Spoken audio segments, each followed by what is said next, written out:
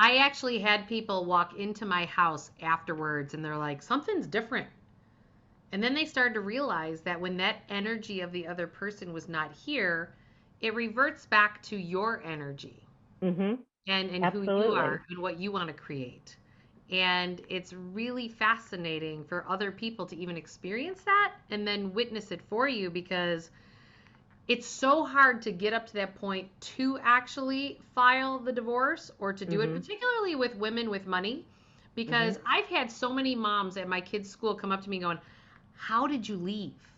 And I was like, well, I just filed. But then I realized because I'm the money person, Mm-hmm. most of them are not.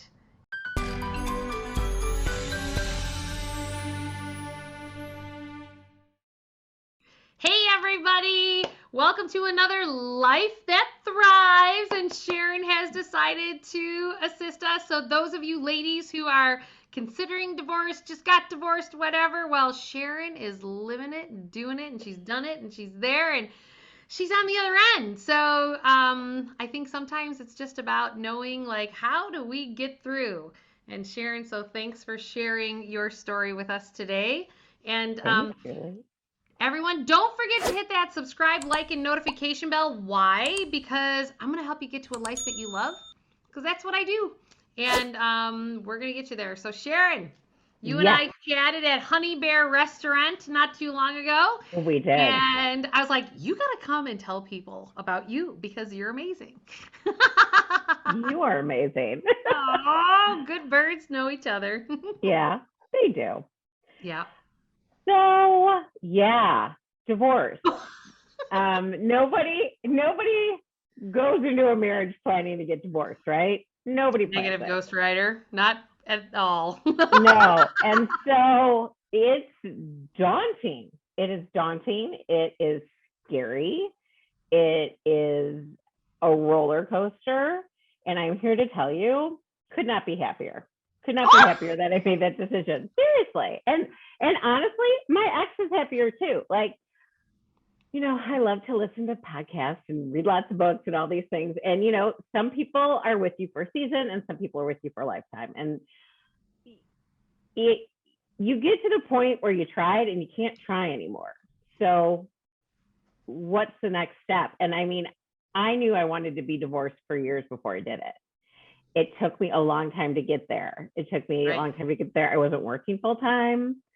So, can you share with people how long have you been divorced? I have been divorced 3.5 years. So it'll be 4 years at the end of 2022. And how long before you got divorced did you think you might want to? About 5 years.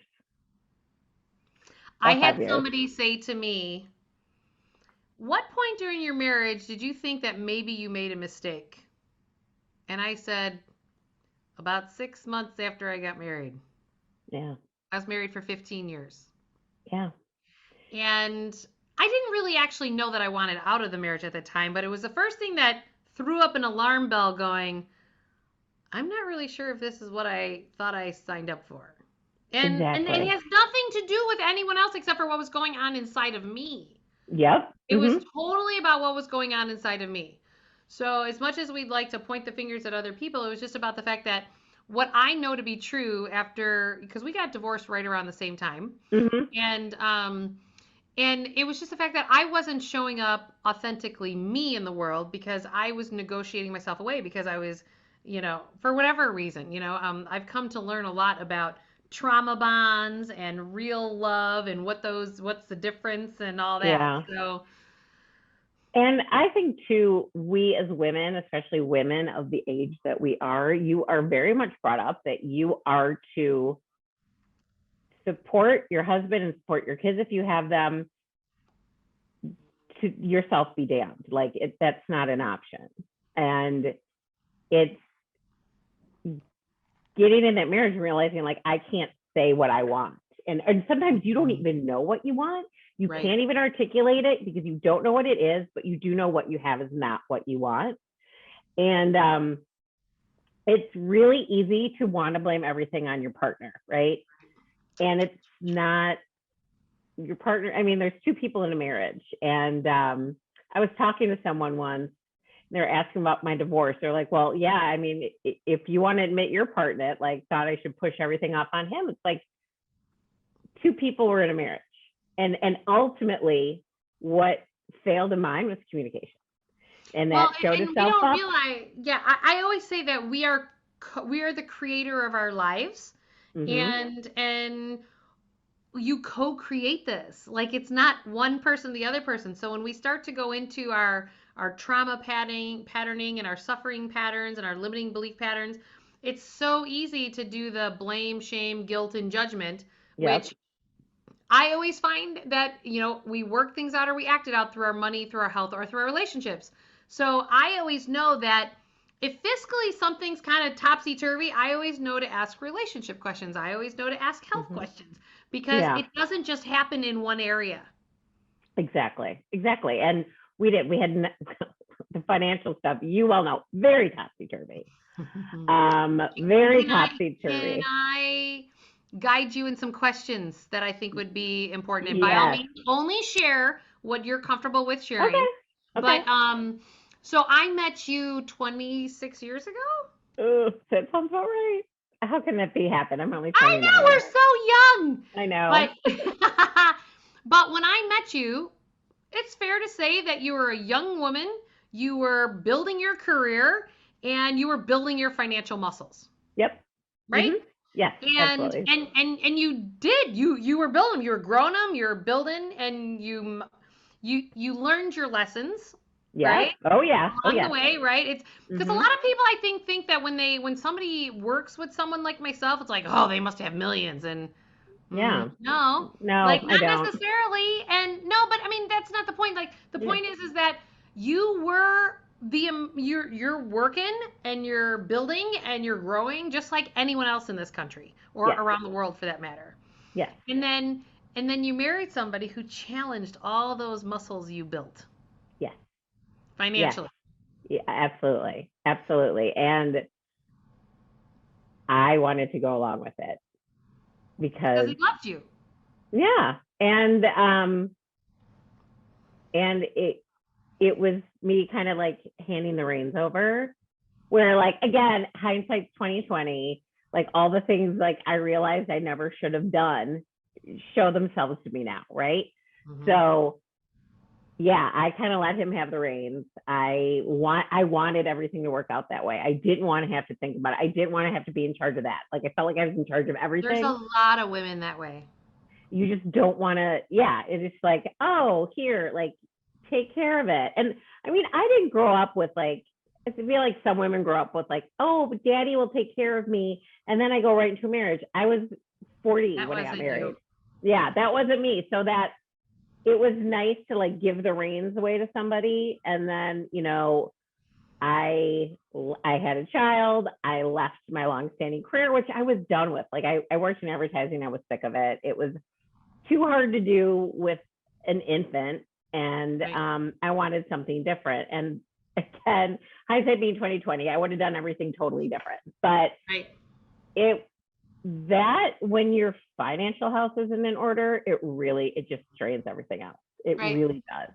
And ours wasn't, and really, and the communication goes to crap, right? And then that's where the blaming comes in, and that's the shame. And then I think too, like, I just heard somewhere, like, if you have a challenge in parenting, you can reach out to your friends and be like, I'm having this challenge in parenting for ABC, like, how do you get them to sleep through the night? How do you get them to do that? And everyone will rise you up and come to me like, oh, I tried this, and did you do that? And I went to this doctor. But when there is like, it's shaky in your marriage, that is shameful, right? Because I was brought up Catholic. Divorce was a sin. You didn't do it. My parents were married for over 60 years before my mom passed. Like, I remember when a kid that I went to Catholic school with, her parents got divorced. I was like, oh, really? Like, you just didn't do it. That was not how I was brought up. So there's the shame in that admitting that you're not happy, and the sense of failure. Like, I have failed. And Yeah. it's awful. It's awful, right? And I think once you switch that mindset with, it's not a failure, it's just done, right? Well, even though you think it's falling apart, it's really actually falling together. Yeah, because you're not supposed to be there anymore. Right. Like what did you say at the beginning? Like seasons change? Or yeah, like some people are with you for a season, some people are with you for a lifetime. And so that season was over. Right. And once it took me years and years and years. And there are still times where I hate for my kids' fact that I'm divorced. I don't wish it for me, but and they still don't see it. You know, they're around your kids' ages, and it's hard for them. Like that, I would say is probably the worst part of divorce is the effect it has on your kids. Yeah. And you try and model to them like, can't you tell that mom and dad are happier living separately? And I'm lucky. Like my ex and I have a really good co-parenting relationship. We still do things as a family. But in a way, sometimes I feel like it confuses my youngest. Like he can't get why we're divorced, but he doesn't get the way that we were married is not the way married people should be. We were roommates, you know, we were roommates at the end. And the sense of once you're no longer with your spouse in a house, the immense sense of relief is palpable. And I actually had people walk into my house afterwards and they're like, something's different. And then they started to realize that when that energy of the other person was not here, it reverts back to your energy and who you are and what you want to create.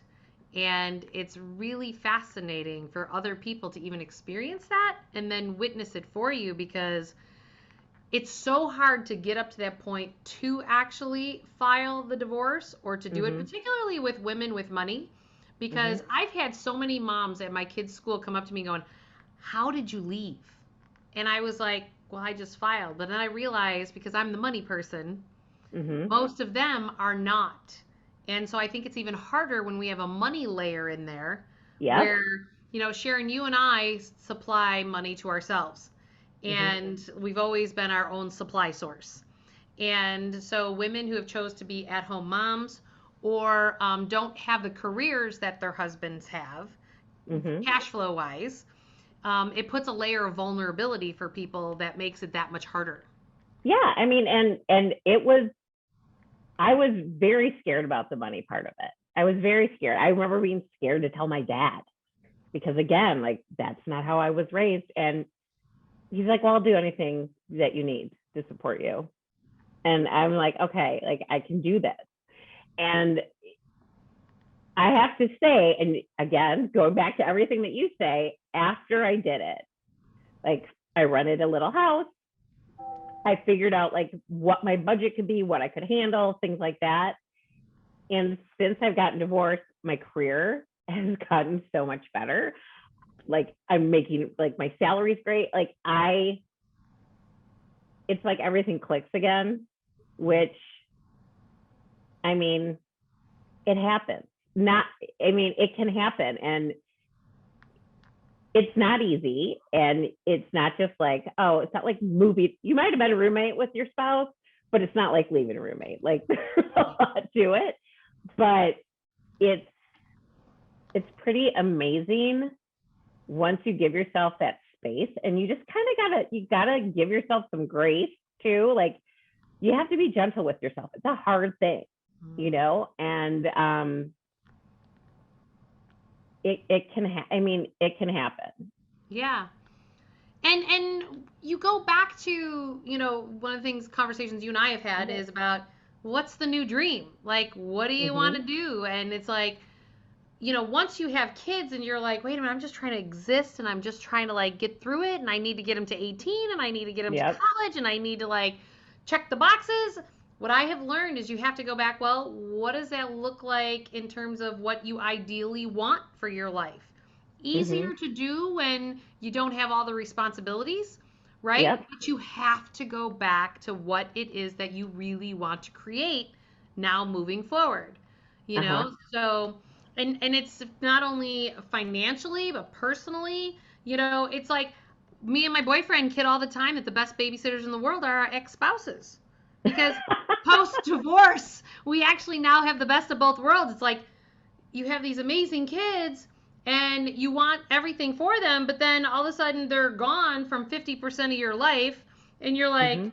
wait, I have time now that most parents don't have. And it's like, Exactly. so we decided like, well, we're going to travel the world with that time. We're like, Yeah. why would we not? Like, Exactly. I do my work now from different states depending on where we are, and I'm gonna probably do it a couple times in Costa Rica because I found a place I like to go there for a little while. And you Yeah. just sit there and go, why not? Like this is where you can you literally have a blank canvas to create anything that you want, and you get to choose that. And you don't have to consult with anybody else. And you don't have to take anyone else's feelings into consideration. It's yours. And I think a lot of women give up that in a marriage. Right. You become in service to the marriage, to the kids, to the husband, to the institution of marriage. And again, nothing against marriage. I think it's great if it works. But I can't tell you how many of my married friends are like, you're so lucky you get a break. You're so lucky you get a break. And Yeah. I have friends who are 100% moms all the time with no break. And that's tough. I mean, that's hard. And for some people, they don't have that relationship with their ex where they can have their kids over there and things like that. Right. And that's an ongoing relationship too, is how you co-parent with your ex and how you deal with all the stuff with your kids. And like I said, I've been fortunate, but we've put a lot of work into it. You have to, as much as you like might not, they still do the things that make you crazy, that drive Well, you crazy. and We're still married. I just said to a client yesterday, they're thinking of divorce, and I said, you understand post divorce, because you have children, you will have to figure out what you couldn't figure out in your marriage after you're divorced. And Mm-hmm. they're like, what? Like, yeah, you can't cut bait and go. Yeah. And this goes for the money. I mean, think about how money leaks into all those areas. Oh yeah. Money leaks into it with the kids' activities. Who's Mm-hmm. paying for them? Who's reimbursing them? What about maintenance or child support or who's paying for education? Who has the decision-making rights? And it just keeps going on and on and on. And and you need to understand that if you're not having those conversations in your marriage, guess what? You're going to be forced to because one of the two parties is likely, if you don't, so like for you, you said we weren't communicating. Well, I'll bet you and your ex are communicating more than you ever have. Yeah. Mm-hmm. And I would say that when you get divorced, it creates a container that creates it more safe for people to be more authentically themselves because Yes. there's so much of a rub that then you create these containers and then now you can start to have those conversations that for whatever reason weren't able to be had when you're under the same roof. Exactly. And not being under the same roof, you can have a difficult conversation Mm-hmm. and then you don't have that. And, we've all been there where you've had like the blow up or even just like the seething, like, oh, like I'm so mad at you, but I'm not going to yell at you, but I'm so mad at you. And then that just, and you're like, ugh. And you don't want to tell your friends what's going on, right? Because like that, you can admit like things are tough in a marriage. You can admit things are tough in parenthood, but you never want to admit everything's tough in a marriage or that there's a struggle in a marriage. Because what if it gets great and then they're going to know and then they're going to hate him and then like what do his friends, that's hard. But when you are in two separate houses and if you have to have that difficult conversation and then that phone is hung up or you drive away and you're like, I yeah, you're like, I get that space, I get that clarity. You don't have to deal with the other person's energy after you've had the tough conversation. You get to cut that off, take Right. it back up when you have to, Right. and it's a relief, right? Right. Because otherwise you're trying to like keep, it's like the duck. You're like, look, I'll come on top, but everything's at the You're like right bottom, and there, that's like, exhausting. hey. Yeah, and you're like, I'm going to be a duck who flies out of the pond now, and I will talk to you later. Right. That's Me and so my feet and my true. wings are going. So that is, yeah, that's honestly good too. Yeah, and so can you talk a little bit about how you've like started to like build your financial muscles post that? Sure, thanks to you. Well, I can Like talk till I'm blue in the face, but people have yeah, to step into it, right? I step into it. And like, I mean, I had some money coming out of my divorce, not a ton. Um, I had maintenance coming out of my divorce, not a ton. I don't have it anymore because based on how long our marriage was. Um, and I finally started saving again. I like had the room to save again. I wasn't spending money I didn't have anymore, probably because I wasn't unhappy, right? How do you Oh, like, we act out in our spending all the time. Like I was yeah, trying to point out to someone who was talking about divorce the other day. They're like, okay, well, I'm getting divorced and I'm going to do this $500,000 remodel on my house and blah, blah, blah. And I was like going, no.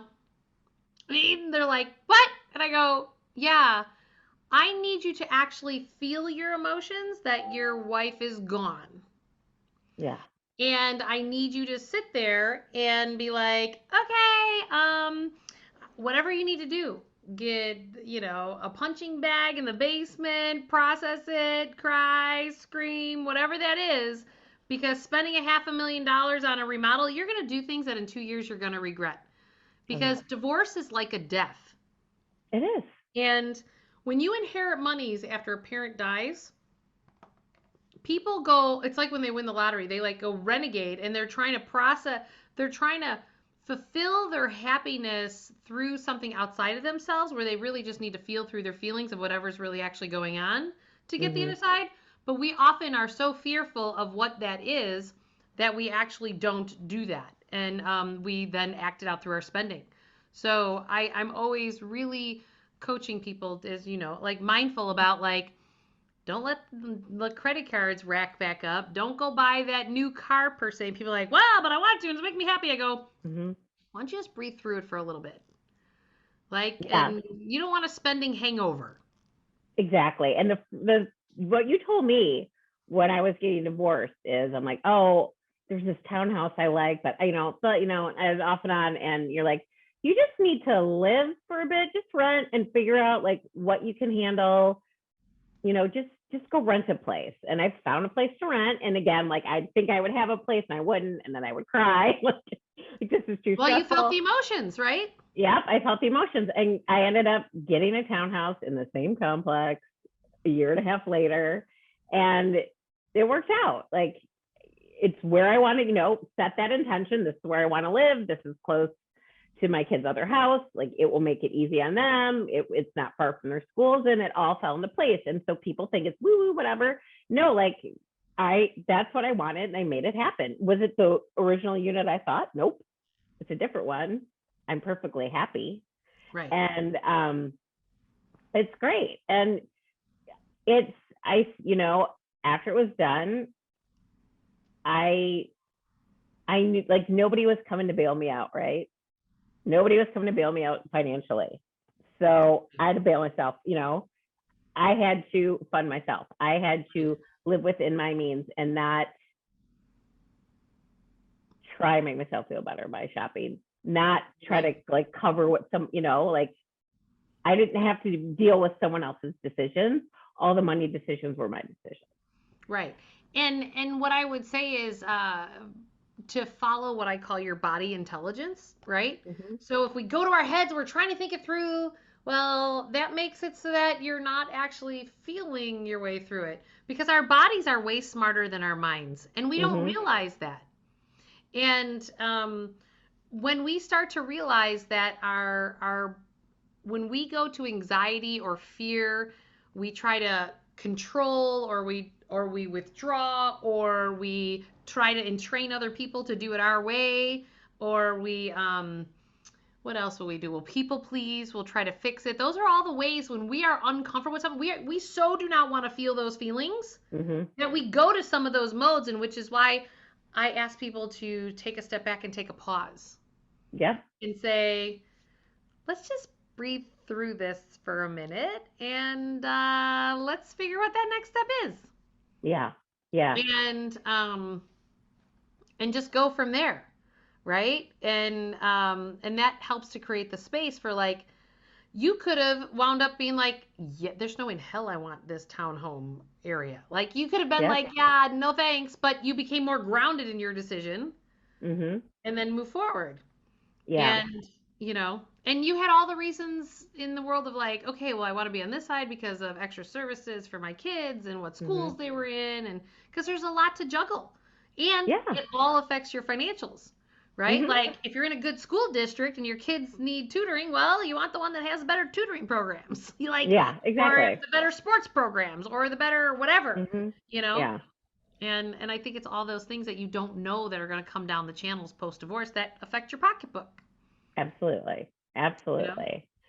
Um, yeah. Is And there any advice that you would give those people who are on this cusp or they're already there? Like any sage words of advice before we go?